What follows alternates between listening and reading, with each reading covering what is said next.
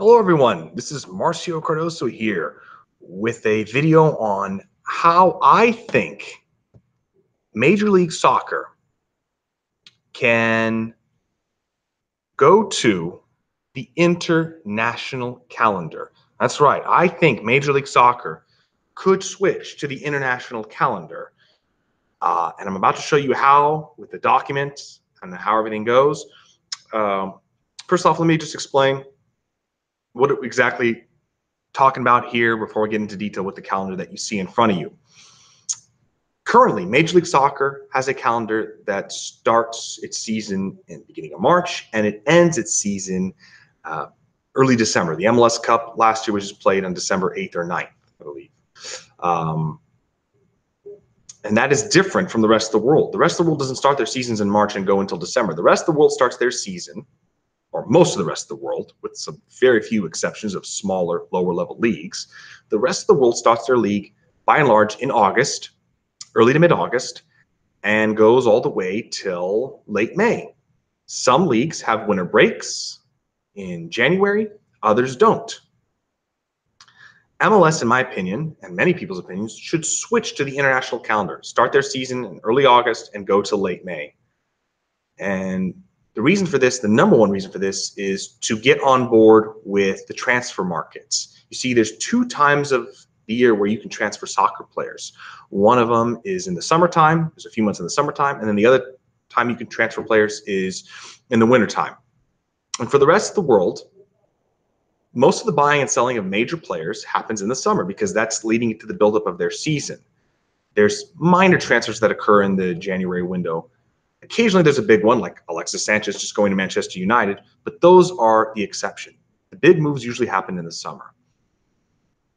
MLS, though, is in a paradox. It's in a different setup because it tries to make its biggest transfers in the winter transfer window because MLS's season starts right at the end of it in early March.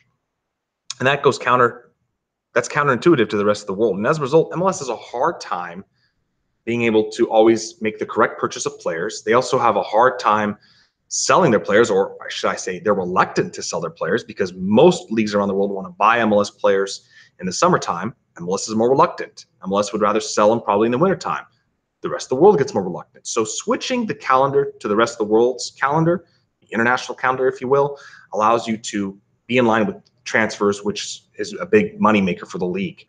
The other big reason why MLS should switch its calendar is to get in line with the rest of the world in terms of the big international tournaments. Right now, MLS has its calendar go right through,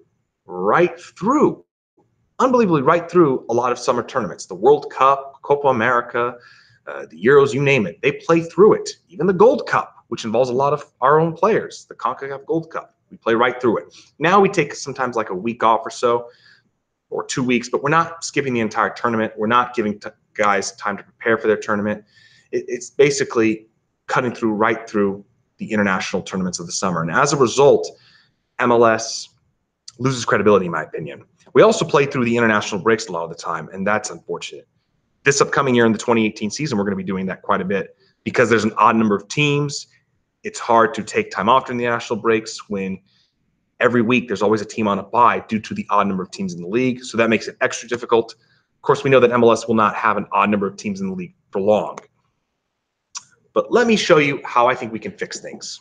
So this is, as you see here, as now I'm scrolling it, the 2018-2019 MLS regular season. This is a hypothetical situation of what if MLS, let's pretend MLS didn't start their season until after the 2018 World Cup in Russia. This is what it could look like. This is what I envision. And you notice the dates that are here are the dates of 2018 and 2019. So let me show you my vision.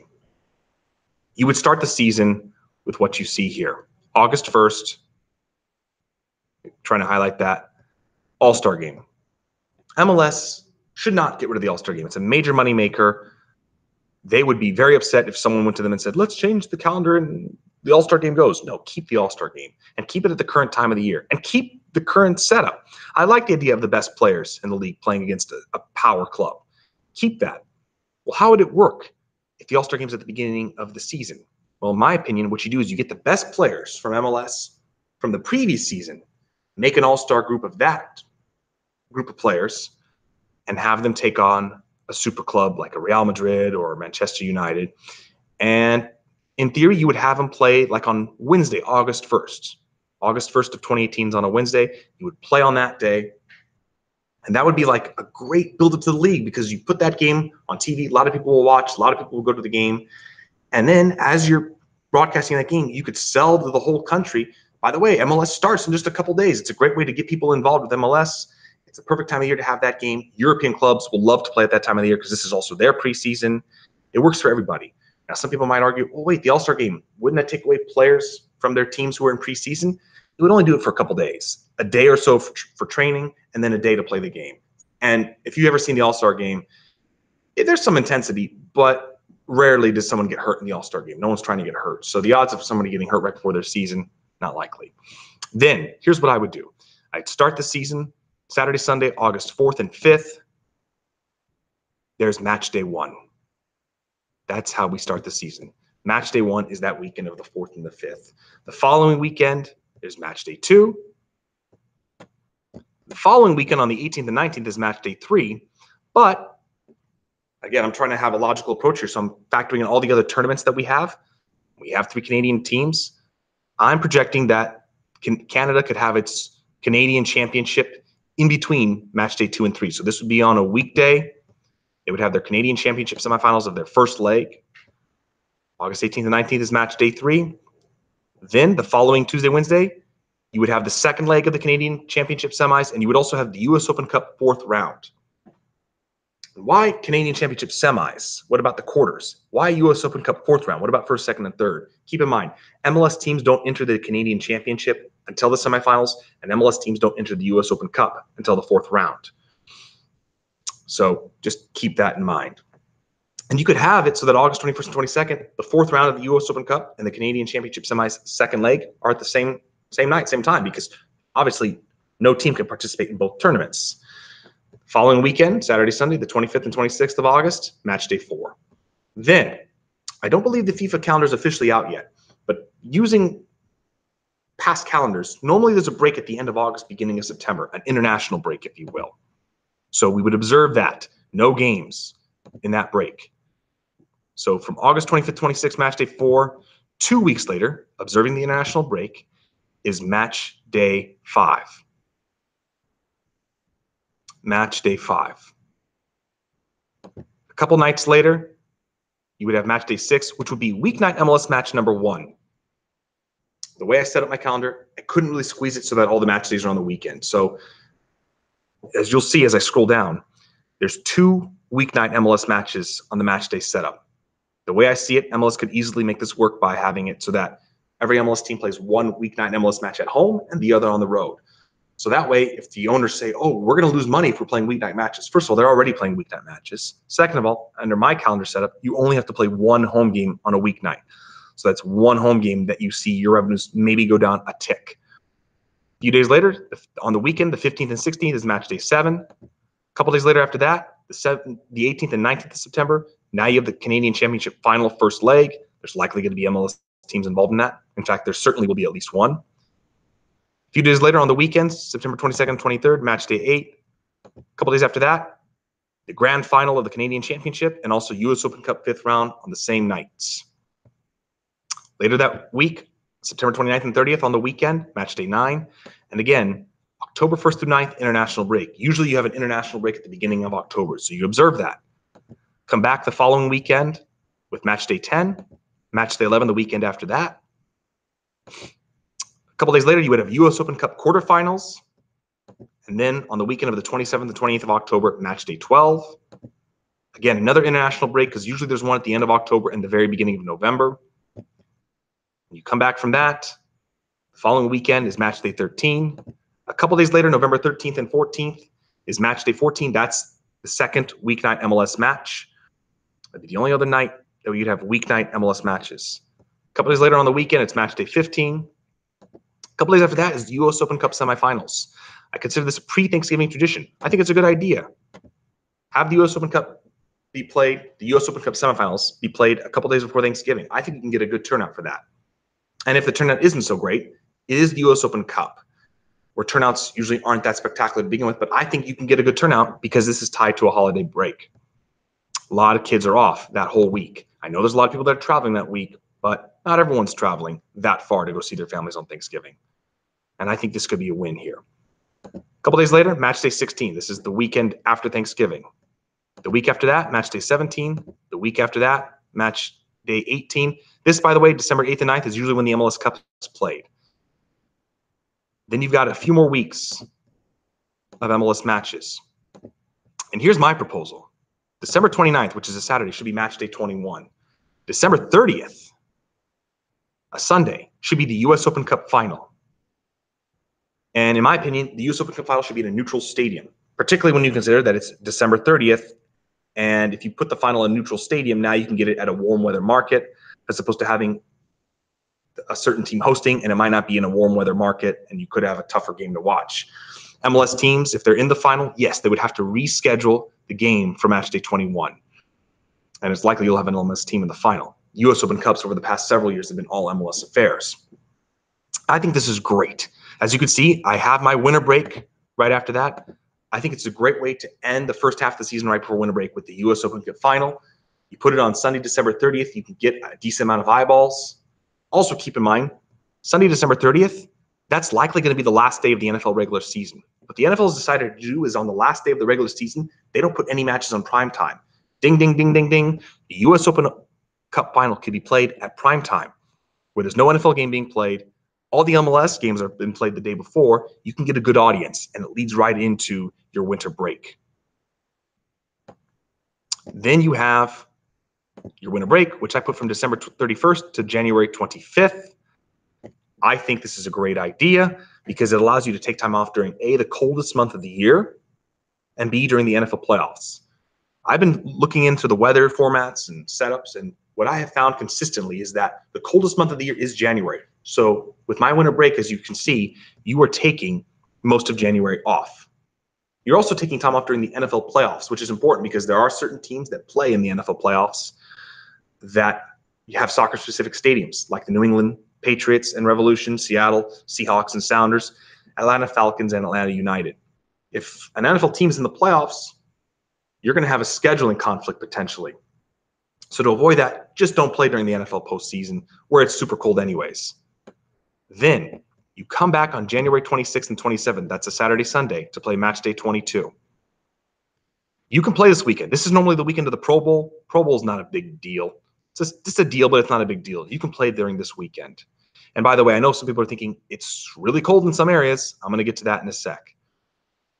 February 2nd, play all your matches on that Saturday, match day 23. February 3rd will likely be the next Super Bowl in 2019, February 3rd. So don't play on the day of the Super Bowl, but just play the day before. February 9th and 10th, match day 24. February 16th and 17th, match day 25. February 19th to the 21st of 2019 will likely be when the CONCACAF Champions League starts. That'll be the round of 16 first leg. So notice, instead of MLS teams being on their preseason, they're back from their winter break and have already played 4 matches from a short winter break as opposed to playing preseason matches from a much longer break. What does that mean? That means the MLS teams playing in the CONCACAF Champions League will be that much more ready to go and ready to fight and do well in this competition. Following weekend, match day 26. Following Tuesday, Wednesday, Thursday, round of 16, leg 2. Following weekend, match day 27. Following weekdays of March 5th through 7th, quarterfinals, leg 1 of the Champions League. And you can see it's a pattern. Match day 28, second leg of the quarterfinals of the Champions League. Match day 29 is March 16th and 17th, Saturday, Sunday. Then you have another international break from March 18th to the 26th. FIFA typically has an international break in mid to late March, so we're observing that. You come back from that on the weekend of March 30th, 31st, match day 30. April 2nd to the 4th is the Champions League semifinals, first leg. April 6th and 7th is match day 31, and you can see it just rotates. Semifinals, second leg of the Champions League. Match day 32.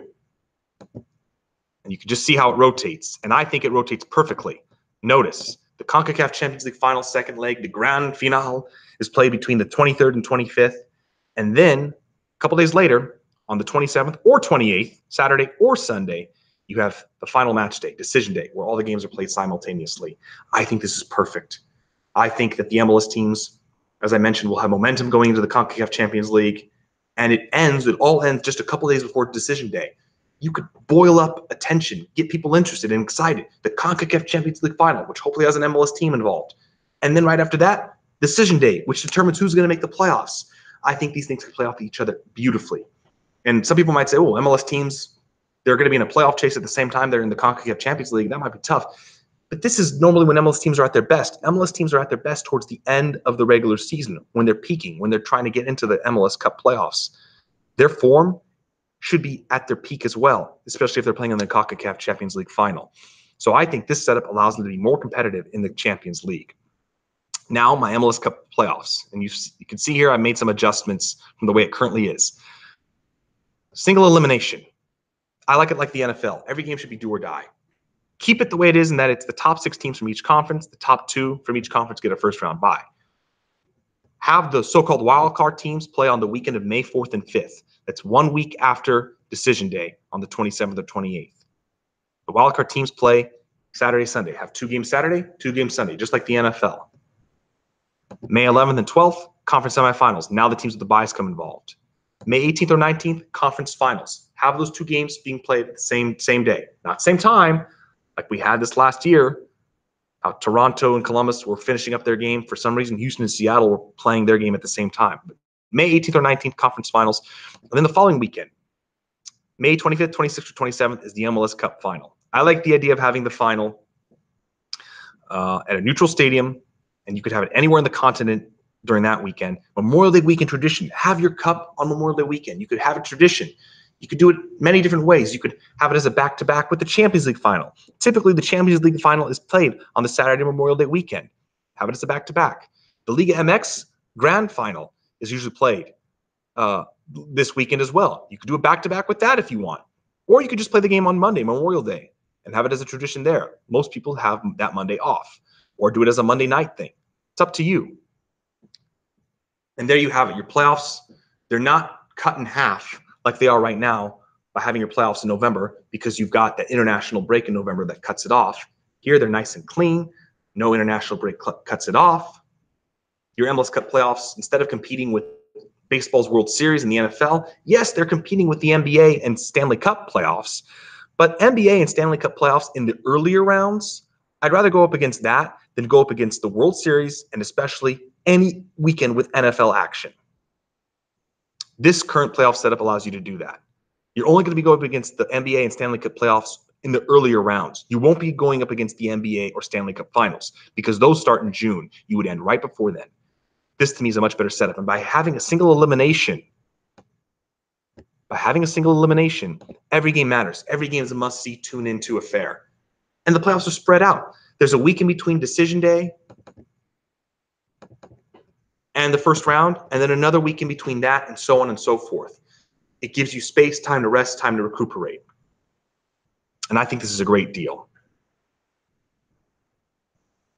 Just got a text from someone as I'm posting this video. By the way, what about the byes and all that?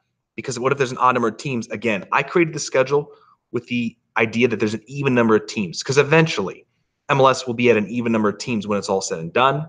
And what about byes? Your international breaks are your byes. For national team players, yes, they're going to be playing more games, but your international breaks are going to be your byes for the most of your players. And the winter break as well. That's kind of a bye for everybody. And that's a decent sized winter break, long enough so that everyone can get a rest and you're not playing in the harshest of winter, short enough so that you don't lose momentum from late December to early January. Now, as you can see here, let me kind of set this up right here. A little bit more. Perfect. December 8th and 9th is when the MLS Cup is normally played. So if someone looks at the schedule and says, oh, you can't play these games in this cold weather. We play the MLS Cup around December 8th and 9th. I don't want to hear that you can't play games up to that point. Look down here. February 19th to the 21st, CONCACAF Champions League, round of 16, first leg. We already know that Toronto and Colorado, pretty cold weather markets, are going to be hosting games on that week. I don't want to hear excuses that you can't play games around then. So what do we do with the weeks in between? What do we do with these 3 weeks? December 15th, 16th, 22nd, 23rd, and 29th. And what do we do with here? Right? So that's 6, 7 weeks there. Well, there's 6, 7 weeks where we have to be careful with how we schedule games. But there's a way around it, in my opinion, folks. And let me show you that way around it. And it's down here. I'm highlighting what I'm looking at. All right? Highlighting what I'm looking at. So focus down there. So I have 3 columns. Certain home winner games, possible home winner games, and near impossible. There's 13 teams in my opinion. And by the way, for the sake of making things simpler, I added 3 teams here. You'll see them in italics. They've not been approved for MLS yet. This is just an assumption. The 3 teams I added were Sacramento, Cincinnati, Detroit. And there's Sacramento over here, all in italics. Yes, I know they might not enter the league, but who knows? Let's just say they do. There's 13 climates, in my opinion, 13 stadiums that can host winter games any time of the year. Atlanta United, because they play in a dome, or they play in a stadium with a retractable roof. FC Dallas, Houston Dynamo, Los Angeles FC, the Galaxy, Miami. This video was created one day after Miami got official approval, so Miami is official. Nashville, Orlando City, Portland, San Jose, Seattle, Vancouver, again, because they have a roof with their stadium. And if Sacramento gets approved, they can play year-round. I've done some research here. These markets should all be able to get away with winter games. They could play any game year-round. The one, I don't know-ish, could be Nashville, maybe Seattle. But again, I think Nashville's weather is just good enough. And Seattle has such a rabid fan base, they can make it work. Everyone here could work. So that's 13 sites they could play through. So let's go back here.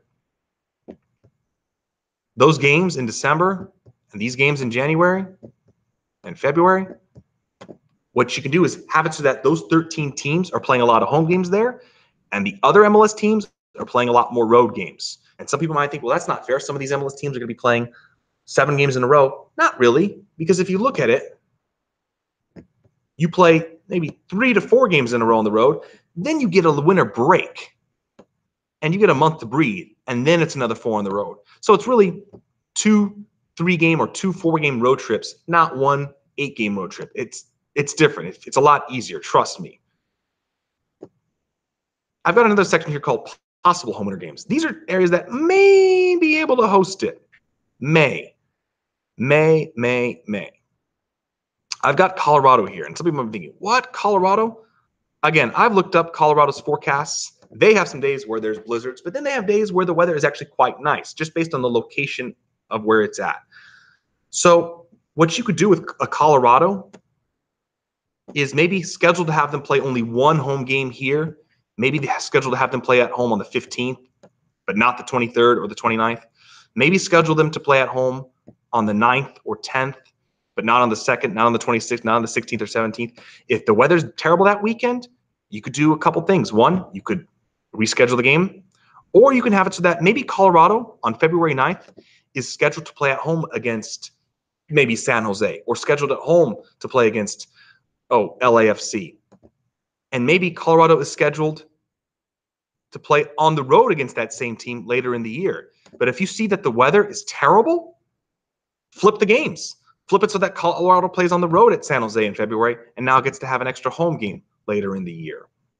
That's just an option if you don't want teams like Colorado to play on the road for 7 consecutive match days.